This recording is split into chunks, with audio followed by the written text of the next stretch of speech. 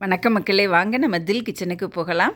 சாதத்தில் போட்டு பிசைஞ்சு சாப்பிட இட்லி தோசைக்கு தொட்டுக்கிற மாதிரி கொண்டக்கடலையில் அருமையான குழம்பு எப்படி செய்கிறதுன்னு பார்க்கலாம். இதுக்கு நாம் 100 கிராம் கொண்டக்கடலை 8 மணி நேரம் ஊற வச்சு தேவையான அளவு உப்பு சேர்த்து வேக வச்சு எடுத்து வச்சுருக்கிறோம். கொஞ்சம் கடலைப்பருப்பு, தனியா, பட்டை மிளகாய், புளித்தண்ணி, தேங்காய், சோம்பு, கொஞ்சம் வெங்காயம், பூண்டு உரித்து வச்சுருக்குறோம், கருவேப்பிலை எடுத்து வச்சுருக்குறோம், ஒரு 3 கத்திரிக்காய் எடுத்து வச்சுருக்குறோம். வாங்க எப்படி செய்கிறதுன்னு பார்க்கலாம். இப்போ அடுப்பில் ஒரு கடாய் போட்டு 1 டேபிள் ஸ்பூன் கடலைப்பருப்பு, 1½ டேபிள் ஸ்பூன் தனியா, கொத்தமல்லி, 3 காஞ்ச மிளகாய், சிவப்பு மிளகாய், இதை எண்ணெய் ஊற்றாமல் ட்ரை ரோஸ்ட்டு பண்ணிக்கிறோம். இப்போ ஒரு பெரட்டினதுக்கப்புறம் 1/2 டீஸ்பூன் மிளகு, 1/4 டீஸ்பூன் வெந்தயம் சேர்த்து இதை மீடியம் ஹீட்டில் அந்த நல்லா வாசனை வர வரைக்கும் இதை நல்லா வறுத்துக்கலாம். இப்போது இது நல்லா பொரிஞ்சிருச்சு.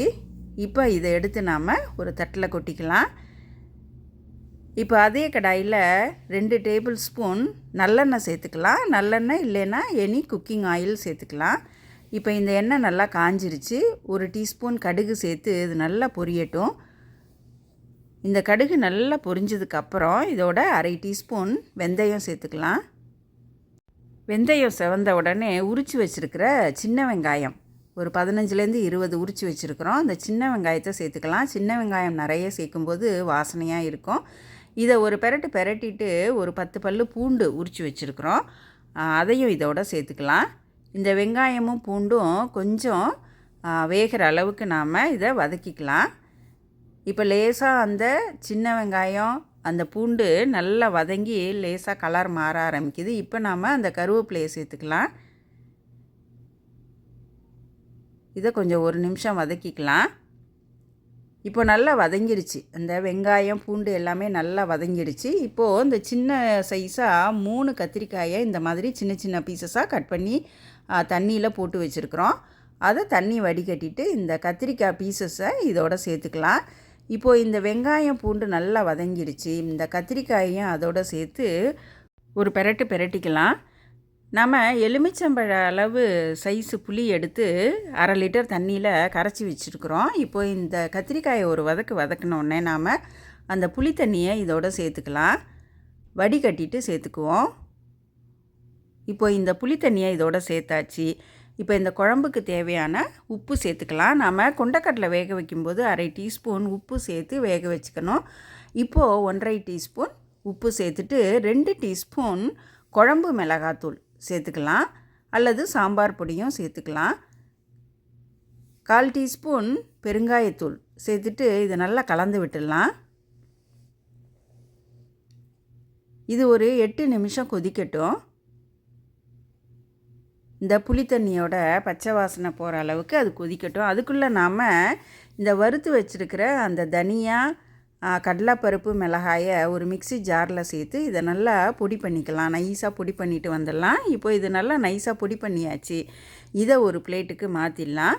அந்த தேங்காயும் சோம்பும் எடுத்து வச்சுருக்குறோம்.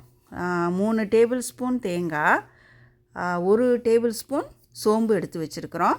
இதை மிக்ஸி ஜாரில் சேர்த்துட்டு கொஞ்சமாக தண்ணி சேர்த்து அதை நல்லா நைஸ் பேஸ்ட்டாக அரைச்சிட்டு வந்துடலாம். இப்போ இது நல்லா நைஸாக அரைச்சாச்சு.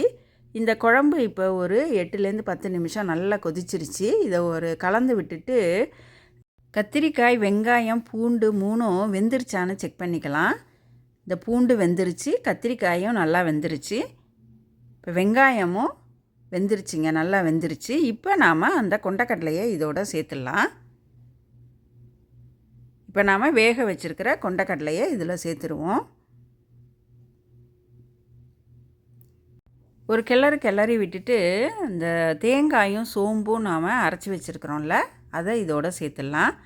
உங்களுக்கு விருப்பப்பட்டால் இதோட இந்த சோம்போட பட்டையும் கிராம்பும் கூட நீங்கள் சேர்த்துக்கலாம். இப்போ நாம் அந்த அரைச்ச தேங்காய் விழுதை சேர்த்துட்டு மிக்ஸி ஜாரில் கொஞ்சம் தண்ணி சேர்த்து அந்த தண்ணியும் சேர்த்துக்கலாம். இந்த தண்ணி சேர்க்கும்போது இந்த குழம்பு எப்படி எந்த கன்சிஸ்டன்சியில் இருக்கோ அதுக்கு ஏற்ற மாதிரி நீங்கள் தண்ணி சேர்த்துக்கோங்க. இப்போ நாம் அந்த கொத்தமல்லி, கடலைப்பருப்பு, மிளகாய் நல்லா வறுத்துட்டு பொடி பண்ணி வச்சோம்ல, அந்த பொடியிலேருந்து ஒரு 2½ டீஸ்பூன் பொடி சேர்த்துக்கலாம்.